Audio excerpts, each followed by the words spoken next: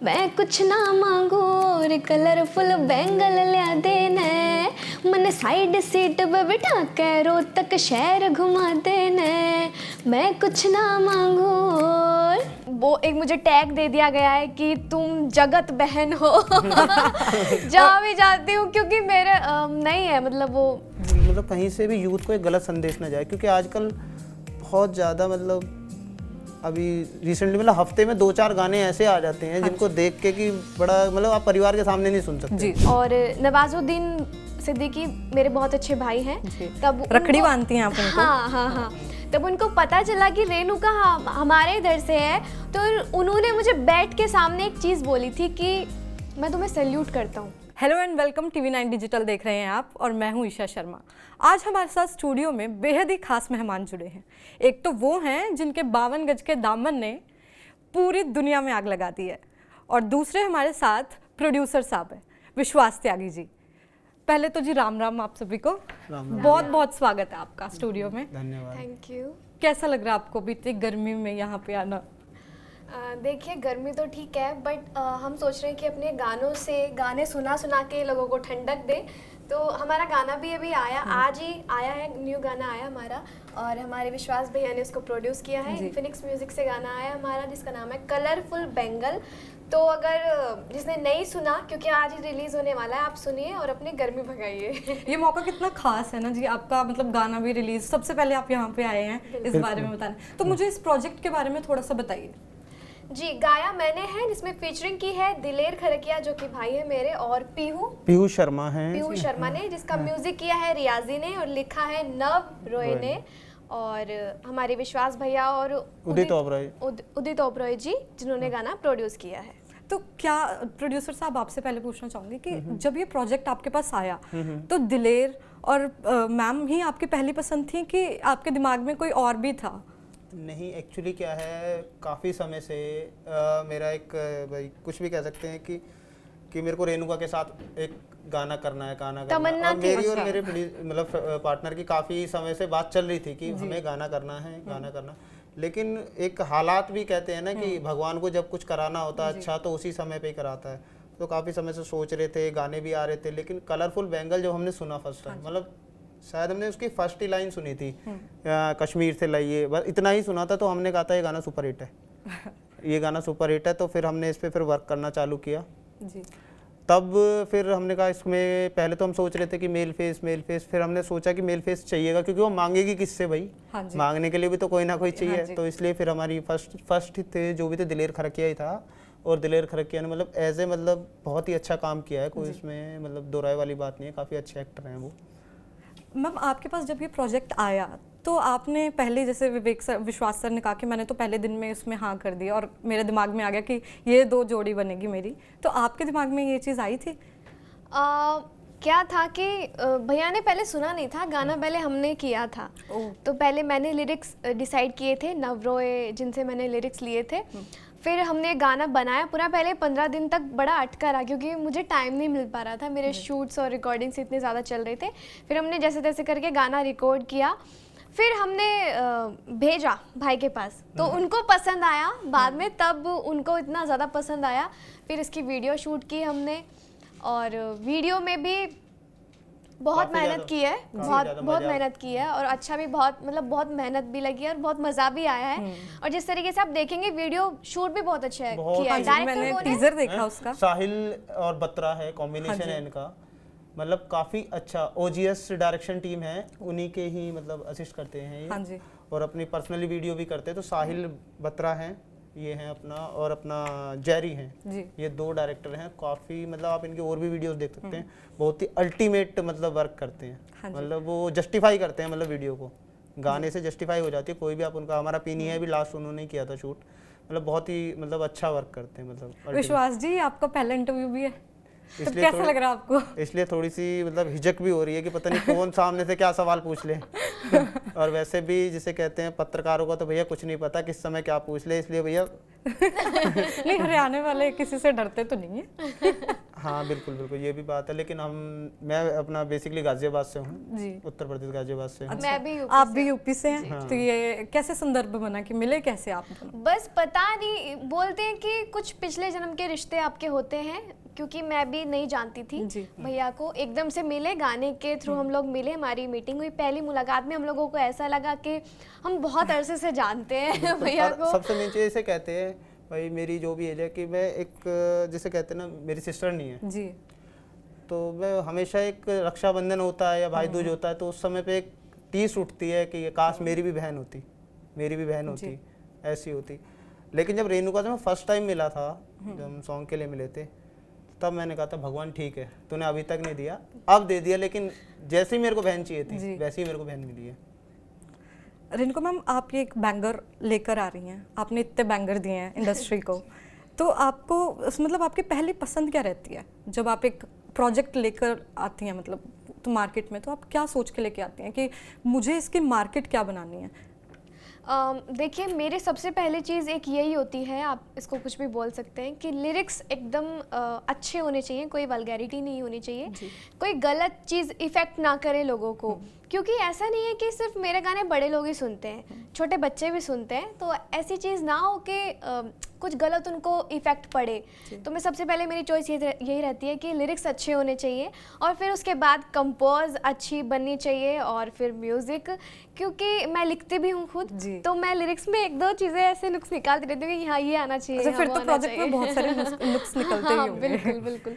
तो जब तक मुझे चीज़ वो नहीं सेटिस्फाई करती, तो तब तक मतलब मेरे माइंड में कहीं ना कहीं रहता है कि एक चीज़ मिस है इसमें, कुछ ना कुछ ये कर सकते हैं, वो कर सकते हैं। जब वो पूरा बन जाता है तो फिर तब हम गाना पूरा अच्छे से करते हैं। आप यूपी से हैं, हरियाणा में आपका बहुत बड़ा नाम है इंडस्ट्री में, तो आपको कोई ऐसे क्रिटिसिज्म फेस करने को मिलता है, जैसे बाहरी का टैग मिलता है आपको, कभी आपने ये चीज़ फेस की हो? नहीं, ऐसा तो कुछ नहीं है। देखिए, मैंने कभी भेदभाव नहीं किया इन दोनों में, क्योंकि मेरे लिए दोनों एक हैं। मैं हर इंटरव्यू में बोलती हूँ कि मेरी माँ है दोनों, एक ने जन्म दिया, एक ने इतना बड़ा नाम दिया, तो ऐसा कुछ नहीं है। मैं यूपी में शोज़ होते हैं तभी मैं हरियाणा का नाम पूरे प्राउडली बोलती हूँ, और हरियाणा में शो होते हैं तब यूपी का नाम बड़े प्राउडली बोलती हूँ। तो मैं तो नहीं मानती हूँ, जहाँ तक मैं जिनसे मिली हूँ वो भी मुझे बहुत प्यार करते हैं, पूरी इंडस्ट्री मुझे इतना प्यार करती है। एक मुझे टैग दे दिया गया है कि तुम जगत बहन हो जहाँ भी जाती हूँ, क्योंकि मेरे नहीं है, मतलब वो मेरे को देखते ही लोग ऐसे बोलते हैं कि हाँ छोटी सी बच्ची है, बहन है, क्यूट सा फेस, वो स्वीट सी आवाज है ना, तो वहीं पे माइंड ऐसा हो जाता है। फिर जब आपके रिश्ते बन जाते हैं इंडस्ट्री में, तो वो चीज़ नहीं याद रहती कि यूपी से है, बिहार से है, राजस्थान से है, कहाँ से है, बस वो एक अच्छा इंसान है, बस उसके अलावा कुछ नहीं। प्रोड्यूसर साहब, जब हम एक प्रोजेक्ट लेकर आते हैं तो प्रोड्यूसर्स को सबसे ज़्यादा ना मॉनेटरी बेनिफिट्स पे ध्यान होता है, तो आप प्रोजेक्ट को ज़्यादा तवज्जो देते हैं कि मॉनेटरी बेनिफिट्स को? देखिए, हमारा सबसे पहला काम होता है कि प्रोजेक्ट को कैसे बेटर बनाया जाए, सबसे पहला काम तो हमारा ये है। उसके बाद हम कोशिश करते हैं कि कोई भी ऐसी चीज़ हमारे प्रोजेक्ट में ना आए जिससे कि कंट्रोवर्सी क्रिएट हो, जी, मिलकर एक साफ़ सुथरा प्रोजेक्ट हो। तो इसलिए हमारा मॉनेटरी से ज़्यादा क्या है, उसी पे ज़्यादा ध्यान रहता है कि मतलब कहीं से भी यूथ को एक गलत संदेश ना जाए, क्योंकि आजकल बहुत ज़्यादा मतलब अभी रिसेंटली मतलब हफ्ते में 2-4 गाने ऐसे आ जाते हैं जिनको देख के कि बड़ा मतलब आप परिवार के सामने नहीं सुन सकते जी, और सरकार को भी उस पर एक्शन लेना पड़ता है, और लेते ही नहीं है, सरकार भी नहीं आजकल एक्शन ले रही है, जैसे वो ग्लोरिफिकेशन वगैरह पे लगता है, लेने चाहिए उस चीज़ पे, क्योंकि आजकल बहुत मतलब अति हो रही है वल्गैरिटी की, जिसे कहते हैं हर चीज़ पे। तो इंस्टाग्राम भी हम देखते रहते हैं, स्क्रॉल करते हैं, तो कई बार ऐसा होता है वो एकदम से करना पड़ जाता है हमें, खुली गालियां आ जाती हैं, खुली गाली, मतलब भाई कुछ तो सब्र तो करो, सांस तो लो भाई, अगर जो गाली भी देनी है 5 सेकंड के बाद दे लो, हाँ जी, 1 सेकंड होते नहीं तुरंत गाली निकल जाती है, तो वो बड़ा मेरे को बहुत ही गंदा लगता है, जिसे कहते हैं मतलब कभी मम्मी बैठी होती है और छोटे भाई बहन भी हैं, वो भी होते हैं, तो बहुत मतलब जिसे कहते हैं शर्म आती है, मतलब जिसे कहते हैं, इसलिए अकेले में ही जिसे कहते हैं अकेले में देखना पड़ता है आजकल इंस्टाग्राम। हाँ जी, बिल्कुल, बस यही है। एक छोटी बच्ची जो अपनी छत से आसमान में प्लेन देखती है, तो वो सोचती है मैं इसमें ज़रूर बैठूंगी है ना, और अपनी मतलब जो उसको टीज़ करते हैं कि तू इसमें कभी नहीं बैठ सकती, तेरे फैमिली बैकग्राउंड ऐसा है, तो जब आप वो अचीव करते हो तब आपको कैसा महसूस होता है इनको? देखिए, मेरे कभी ख्वाहिशें बड़ी नहीं रही हैं शुरू से ही, अभी भी सपने तो बहुत बड़े हैं, बट मैं एक लिमिट में रहती हूँ कि जो जितना मिलता है उसमें खुश रहो। तो जितना मिला है वो भगवान की सब कृपा से मिला है। मेरा तो मानना यही है कि अच्छे बने रहो, तो आप जो नहीं भी चाहते भगवान आपको वो देंगे। हाँ जी, तो आपने एक इंटरव्यू में ये बताया कि मेरे जो भैया हैं उन्होंने अपनी नौकरी तक, उनको निकाल दिया गया उस नौकरी से, तो अब आपको कैसा फील होता है? देखिए, अब तो अच्छा ही फील होता है क्योंकि सब चीज़ें अच्छी हो गई हैं। हाँ, उस टाइम पे स्ट्रगल था, बहुत सारी मेहनत थी। मेरा मानना ये है कि जब तक आप मेहनत करके सफलता नहीं पाते तो उस मेहनत का मज़ा नहीं आता। अब वो चीज़ें सोचती हूँ तो बहुत ऐसा लगता है कि हाँ, कुछ तो किया है। अब सामने दुनिया को बताने के लिए मेरे पास बहुत कुछ है कि मैंने ये भी किया है, मैंने हर चीज़ देखी है, मैंने ज़मीन पर भी रह के देखा है और मैंने प्लेन में बैठ के भी देखा है। तो हर चीज़ें मतलब एक तरीके से बहुत इंटरेस्टिंग मेरी लाइफ हो गई है। मैं खुद भी जब सोचती हूँ कि जब गाड़ी से जाती हूँ और जिस बस स्टैंड पे हम खड़े होकर धूप में वेट करते थे गाड़ियों का, 1 घंटा 2 घंटा खड़े रहते थे भूखे प्यासे, और आसपास के लोग उस टाइम ताना मारते थे कि निकल गए दोनों बहन भाई फिर से स्टार बनने के लिए, कि क्या ही होगा इनका, रोज़ मुँह उठा के निकल जाते हैं, कुछ नहीं होता। तो वो चीज़ें याद आती है जब वहाँ से निकलते हैं ना, उस बस स्टैंड पे मैं खुद को खड़ा देखती हूँ। और जब उस टाइम पे मैं वहाँ खड़ा होकर वेट करती थी तो तब मैं सोचती थी कि जब गाड़ियाँ जाती थी सबकी, मैं सोचती थी कि काश हमारे पास भी गाड़ी हो तो मैं भी ऐसे इसमें बैठ के जाऊँगी। तो वो चीज़ें दोनों जब आपस में मिलती हैं, मैं उस रेणुका को देखती हूँ और वो रेणुका मुझे देखती है, तो बहुत बहुत अच्छा लगता है। वो रिविजिट करके आपको बहुत अच्छी फील आती होगी ना उस चीज़ को। प्रोड्यूसर साहब, आप इस लाइन में कब से हैं? आप अपने बारे में कुछ थोड़ा हमें बताइए। एक्चुअली मुझे वैसे तो मेरा जो बेसिक वर्क है वो मेडिसिन ट्रेडिंग का है जी। मैं लाइफ सेविंग मेडिसिन की ट्रेडिंग करता हूँ। तो हमारे जो मित्र हैं, हमारे पार्टनर उदित ओबरॉय जी, हम पास ही रहते हैं। तो वो जब हम मिलते थे 3 साल 4 साल पहले कि देख भाई मैंने ये गाना किया है, वो गाना, तो मैं देखता था यार बड़ी यार भाई तो बहुत मज़े करते हैं यार, हैं भाई। मेन चीज़ है आदमी पैसे तो कमा लेता है, लेकिन नाम कमाना मेरे लिए बहुत बड़ी चीज़ है। मेरे पैसे तो दुनिया कमा लेती है, पैसे सभी कमाते, लेकिन सबसे मेरा मानना ये है कि नाम के लिए काम करना चाहिए। आज मेरे छोटे भाई बहन है, मामा के लड़के हैं, चाचा के लड़के हैं, जो भी वो देखते हैं कि हाँ भाई मेरे भाई का गाना है, मेरे भाई का गाना है, मेरे भाई का, तो उस चीज़ से बड़ा गर्व फील होता है। तो 3 साल हो गए हैं करीबन मुझे। हमने एक काफ़ी प्रोजेक्ट किया। होली पे भी हमारा रिसेंटली पीनी है सॉन्ग आया था स्टार बॉय एलओसी के साथ, और एज ए फीचरिंग की बात करी तो टेडी बियर आया था हमारा 25 दिसंबर को आया था। ये मिलिंद गाबा की सिस्टर पल्लवी, वो भी हमारी छोटी बहन है, पल्लवी गाबा, और स्टार बॉय एलओसी। तो अब आपको क्या रिग्रेट होता है या आपको ऐसा महसूस होता है कि नहीं मैंने अच्छा डिसीजन बहुत ही अच्छा डिसीजन जिसे कहते हैं। मतलब मैं शायद नहीं मेडिसिन लाइन में चाहे मैं कुछ भी कर लेता, बट ये जो मेरे को प्राउड है या नाम है या मेरे को लोग जानते हैं आज की डेट में, पैन इंडिया में बॉम्बे भी लोग जानते हैं, तो उस चीज़ का एक प्राउड फील होता है हमेशा से, जिसे कहते हैं। जी रेणुका जी, आप ना मल्टी लैंग्वेज में गाने वाले सिंगर हैं। बंगाली में आपके गाने सुने हैं है ना, और साउथ के आपके गाने सुने हैं। नहीं, ऐसा कुछ नहीं है, मतलब मुझे आती नहीं है, मैं कैच कर लेती हूँ कि जो भी कुछ बोल आप, मतलब एक हम जैसे आम लोग ना 2 से ज़्यादा 1 से ज़्यादा लैंग्वेज नहीं बोल पाते होंगे, तो आपके अंदर ये आपने कैसे बिल्ड किया, आप कैसे इस पे काम करते हैं? पता नहीं, सब गॉड गिफ्टेड है। देखिए, शुरू से ही जैसे भी भैया ने बोला कि एक तो होता है पैसा कमाना, एक होता है नाम करना, तो मेरे माइंड में शुरू से जब मैं स्कूल में थी, हमारा एकदम नॉर्मल स्कूल था, ऐसे कोई हाई फाई स्कूल में मैं नहीं पढ़ी, तो मेरी जो फ्रेंड्स थी सब बोलते थे कि मैं ये बनूंगी, मैं वो बनूंगी, बट पता नहीं क्यों मेरे माइंड में ये था कि मैं कुछ ऐसा काम करूंगी दुनिया मुझे जानेगी, दुनिया चुप करवा देगी दुनिया मुझे जानेगी। और जिस जगह से मैं हूँ, इस लाइन के बारे में तो सोचना दूर है, मतलब कोई कर ही नहीं सकता जी। और नवाजुद्दीन सिद्दीकी मेरे बहुत अच्छे भाई हैं, तब रखड़ी बांधती हैं आप उनको? हाँ, तब उनको पता चला कि रेणुका हमारे इधर से है, तो उन्होंने मुझे बैठ के सामने एक चीज़ बोली थी कि मैं तुम्हें सैल्यूट करता हूँ। मैं एक लड़का होके वहाँ से कैसे निकला हूँ मुझे ही पता है, तुम एक लड़की होके उस जगह से निकली हो, बहुत बड़ी बात है। क्योंकि हमारे इधर का माहौल नहीं है, इस लाइन को नहीं कोई अच्छा मानता। तो बट अब तो चीज़ें बहुत चेंज हो गई हैं। अब तो जैसे मिलने भी लोग आते हैं तो मिसालें देते हैं कि रेणुका दीदी की तरह बनो, ये करो वो करो। पर आपकी मम्मी तो किसी के साथ आपको फोटो नहीं खिंचवाने देती। मुझे लगता है आपने सारा मेरा पॉडकास्ट देखा है। सारी चीज़ें देखी हैं। हाँ, तो उस टाइम पे था, होता है ना, बच्चा मम्मी के लिए बच्चा ही रहता है। अब मैं खुद बोलती हूँ, अगर मम्मी आपको किसी शो में लेके चली गई और वहाँ पे तो बहुत, अभी कल परसों ही मेरा एक शो था हरिद्वार में, तो जब मैं जाने लगी तो आप यकीन नहीं करोगे, मैंने अपना लहंगा उठा के मैं ऐसे भागी हूँ ना, मैं गिर जाती, मैं इतना तेज़ भागी हूँ कि पीछे इतनी सारी पब्लिक, और मुझे अच्छा नहीं लगता बिल्कुल भी। मैं रुक जाती हूँ, और एक के लिए फ़ोटो के लिए रुकी तो सब आ जाते हैं। एक लड़का है, मैम ऑटोग्राफ दे दो, उसका मार्कर हाथ में, मेरे हाथ में रही है, मैम मेरा मार्कर दे दो। फिर मैंने साइन किए, फिर बोला मैम मेरी टी शर्ट पे भी करो। मैंने कहा भैया मुझे माफ़ करो, मुझे घर जाने दो अब। तो आप भी ना एक प्यारा सा अपनी आवाज़ में एक अच्छा सा साउथ इंडियन गाना सुनाइए, क्योंकि हरियाणवी गाने तो आपके बहुत सुने हैं। साउथ इंडियन तो मुझे अभी फिलहाल रिसेंट में याद नहीं है, मतलब मैंने बोला ना। तो बंगाली, आपने बंगाली तो गाया है। बंगाली एक गाना आता है मुझे, पर वो आपकी आवाज़ में इतना अच्छा लगता है ना। एक तो कहते हैं ना कि उनकी जुबान इतनी मीठी होती है, और आपकी भी ऊपर से माशाल्लाह बहुत ज़्यादा मीठी है। तो कभी फ्यूचर में अगर मौका मिला तो कोई नया बंगाली गाना ज़रूर करूँगी। बाकी मुझे एक ही गाना आता है, हर इंटरव्यू में वही सुना देती हूँ। चलो आपका ये जो नया गाना है, आप इसके 2-3 लाइन्स हमें सुनाइए। बिल्कुल।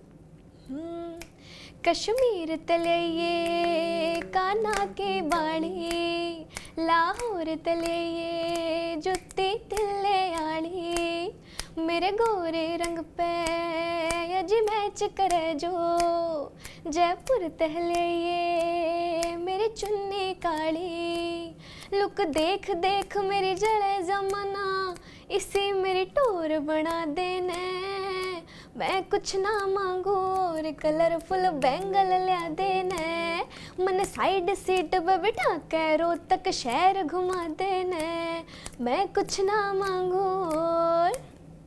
बहुत बढ़िया, मुझे लगता है ये भी बहुत सुपर डुपर हिट जाने वाला है। कोशिश तो पूरी है, जारी है, हमारी टीम, हमारे भाई बहुत मेहनत कर रहे हैं जी। तो देखते हैं। तो सर जब ये प्रोजेक्ट हुआ तो आपने रेणुका जी को ही वीडियो में लाना, फीचर करना सही समझा था कि और भी इसमें पीहू शर्मा को जैसे आप लेके आए हैं, तो ये 3 मतलब उस पे क्यों बना है स्टार? 3 स्टार का एक्चुअली वो मेरी मिस्टेक भी कह सकते हो उसे। तो आप इसको मिस्टेक रिग्रेट मान रहे हैं आप इस चीज को? सब अपनी जगह अच्छे हैं। एक्चुअली मेरे हिसाब से देखा जाए तो रेणुका से अच्छे एक्सप्रेशन मैंने लाइफ में, मतलब एज ए, और मुझे गर्व है इस चीज़ का जी, मतलब एक बड़ा भाई होने का गर्व होता है, जैसे कहते हैं कि मतलब इतने अच्छे एक्सप्रेशन। तो अभी जितने भी मेरे आगे प्रोजेक्ट आ रहे हैं जी, जो भी रेणुका के साथ है, तो उसमें आप रेणुका को ही देखेंगे। बोल दिया उन्होंने मुझे आगे, तो मैं नहीं लूंगा आपको ये मॉडल, अब तू ही रहेगी। सिंगल। जी। तो आपकी एक्टिंग के स्किल्स की सब प्रेज करते हैं, आपके वीडियोस देखते हैं, आपके एक्सप्रेशंस इतने बाकमाल होते हैं, तो आपका कोई फिल्म का कोई प्रोजेक्ट आगे हमें देखने को मिलेगा? नहीं, मतलब मेरा क्या है, मेरा मानना है कि अगर आप एक साथ 2 नाव में पैर रखोगे तो आप डूबोगे। तो एक जगह पे आप अपना कंसंट्रेट रखो कि ठीक है सिंगिंग, हाँ ठीक है गानों तक इनफ है, बट मूवी में जाना, मुझे डायलॉग डिलीवरी नहीं उतनी अच्छे से आती बोलनी, मेरी हंसी निकल जाती है। मैं सॉन्ग पे एक्सप्रेशन और डांस में तो मतलब मैं नहीं घबराती, वो तो मेरा बचपन से है। सिंगिंग मैंने 8th क्लास में मैं तब थी, तब मैंने स्टार्ट की, बट डांस तो जब मैं 4 साल की थी तब से मेरे अंदर भरा हुआ है। जो मेरे मामा जी हैं, हाँ मेरे मामा जी हैं, उन्होंने बचपन से वो बहुत अच्छा डांस करते हैं, एकदम गोविंदा टाइप, तो उन्होंने मुझे सिखाया, मुझे और मेरे भाई को बचपन से सिखाते रहते थे कि अब ऐसे करो वैसे करो, तो वो चीज़ें घुल घुल के इतना ज़्यादा भर गई है, अब कहीं मैं मानती नहीं हूँ, इवन शोज में भी मैं भूल जाती हूँ कि मैं क्या कर रही हूँ, एकदम ऐसे एनर्जेटिक डांस की भी, सिंगिंग भी, सब पूरा घुस जाना जिसे कहते हैं। कोई भी सीन है उसको अपने आप में ढाल लेना, कि उस समय कुछ नहीं दिखाई देता, उस समय वो सॉन्ग कान में पड़ रहा है और मुझे बस स्टेप करना, बस ये नजर आता है। मैंने एक चीज वैसे सुनी है हमेशा से, मैं अपनी तारीफ नहीं करूंगी, मतलब लोगों ने बोला है कि जिस भी गाने के लिए मैं सिंक के लिए गई हूँ तो हर बार वो बोलते हैं, जब पहली बार उनको पता चलता है कि रेणुका ने ऐसा किया, काम किया, फिर बाद में सब बड़ी तारीफ करते हैं, बोलते हैं यार इसने तो मॉडल से भी अच्छे एक्सप्रेशन दिए हैं। मैंने कहा यार ऐसा मत बोलो, उनको बुरा लग जाएगा। तो वो कंपैरिजन या कंट्रोवर्सी भी एक बीच में हुई थी मैम कि प्रांजल दहिया जी, तो वो अब कोल्ड वॉर चल रही है कि अब सब ठीक हो चुका है? सब अपना काम कर रहे हैं, मतलब नहीं, मैं इन चीज़ों पे ध्यान नहीं देती, मैं क्यों दिमाग खराब करना, वो अपना काम कर रही है, हम अपना काम कर रहे हैं, खत्म बस। तो प्रोड्यूसर साहब, जब ये गाना शूट हो रहा था उस दौरान ना बहुत सारी ऐसी यादें बन जाती हैं, उसमें से कुछ खास पल, आप उस वक्त साथ थे जब ये शूट हो रहा था सब? तो आप कोई अच्छा सा किस्सा हमारे साथ शेयर करिए। अच्छा सा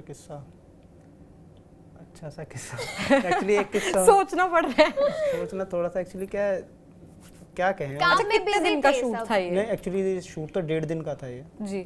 अच्छा, 1.5 दिन में ये पैकअप हो जाता है? हाँ, इसका 1.5 दिन में पैकअप हो जाता है। सॉन्ग का मैक्सिमम, सॉन्ग का इतना ही होता है, एक दिन 12 से 18 घंटे। हाँ। अच्छा, मैक्सिमम यही शूट का दिन होता है। हाँ, याद आया। एक्चुअली क्या है, मैं जब वहाँ से निकला घर से, तो पीहू एक्चुअली मेरे ही साथ गई थी। हाँ जी। तो वो रास्ते भर मेरे को टोकती, ऐसे गाड़ी चला रहे हो, वैसे गाड़ी चला रहे हो, ऐसे। मेरे को लगा यार परफेक्ट ड्राइवर होगी जब मेरे को इतना ट्रीट कर रही है। अब मैं एक्चुअली 2 दिन से सोया नहीं था जी। तो वहाँ से 45 मिनट, हमारे होटल से 45 मिनट्स का डिस्टेंस है। मुझे नींद आ रही थी बहुत ज़्यादा। अब सुबह हम निकले हैं 9 बजे, 2 दिन का मैं जागा हुआ हूँ, तो मेरी आँख ऐसे ऐसे हो रही थी। तो मैंने कहा यार ये ड्राइवर है तो सही हो रहा है। मैंने कहा पीयूष हो जाए, तुम चलाओ। मैंने उसको दे दी। वहाँ से मैक्सिमम 15 मिनट्स का डिफरेंस होगा। हाँ जी। जैसे कहते हैं ना, सांस मेरे गले में आ गई थी 2 मिनट बाद। मैंने हैवी ड्राइवर है वो। मैंने कहा भाई तो साइड, फिर कह दिए, फिर भी देखो वही है ना, लड़कियां दबने वाली है नहीं। कह रही पता नहीं मेरे वक्त में रेड लाइट क्यों ज्यादा आ रही थी। मेरे वक्त में रेड लाइट क्यों ज्यादा आ रही थी। मैंने कहा हाँ भाई साहब, भगवत मान जी को फोन करता हूँ कि रेड लाइट ऑफ करा दो। अच्छा, ये शूट कहाँ पे हुआ है इस गाने का? चंडीगढ़ में हुआ है। ये चंडीगढ़ के साथ आपका एक हॉरर किस्सा भी जुड़ा हुआ है ना? हाँ, चंडीगढ़ के साथ भी, दुबई के साथ भी। दुबई पूरी पीएचडी कर रखी है इन्होंने। पत्रकार है ना। तो मैम आप कोई भी एक डरावना किस्सा बताइए। डरावना किस्सा तो देखिए, अब क्या होता है कि हर होटल में जब जहाँ भी रुकती हूँ मुझे डर लगता ही है। अब अच्छा, अब मुझे नींद आती ही नहीं है, आती ही नहीं है नींद। जैसे मेरा भाई और मैं रुकते हैं मुंबई में, इधर उधर कहीं भी जब जाते हैं तो होटल में रुकते हैं, हर एक नए होटल में मुझे डर लगता ही है। मेरा भाई सोता रहता है ऐसे और मैं उसकी तरफ देखती रहती हूँ, ऐसे सामने देखती रहती हूँ और बालाजी का नाम लेती रहती हूँ कि नींद आ जाए, नींद आ जाए।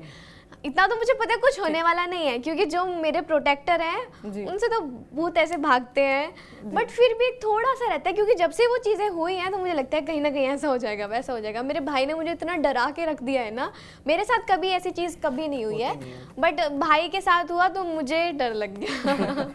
तो आपके अपकमिंग सॉन्ग के लिए बहुत बहुत बधाई। एक बार आप अपने दर्शकों को बता दीजिए कि ये गाना रिलीज हो चुका है वैसे, कि अब अभी क्या एक्चुअली ये सभी ऑडियो प्लेटफॉर्म्स पे तो आ चुका है जी। इंस्टाग्राम पे भी आ चुका है, स्पॉटिफाई, लिंक, विंक वगैरह सब, और ये 2 बजे यानी कि रिलीज हो चुका है।